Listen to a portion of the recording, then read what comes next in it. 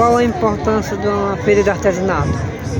Ajuda a valorizar o comércio local, os empreendedores da nossa região e a mostrar que o trabalho artesanal ainda é bastante valorizado. A feira de artesanato, o que é que vende mais na feira de artesanato? Acho que um pouco de tudo que é feito à mão, com carinho, com amor, tudo tem saída, tem procura.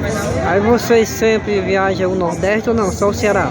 Não, só aqui mesmo. Certo. Só aqui na região do Vale do Jaguaribe. Aí é a terceira edição, né? Isso, é a terceira edição. Mas vocês sempre pretendem assim vir no próximo ano de novo, né? Para a quarta edição, né? Sim, se Deus quiser, se der certo, a gente pretende sim. Muito obrigado pela entrevista, viu? Nada.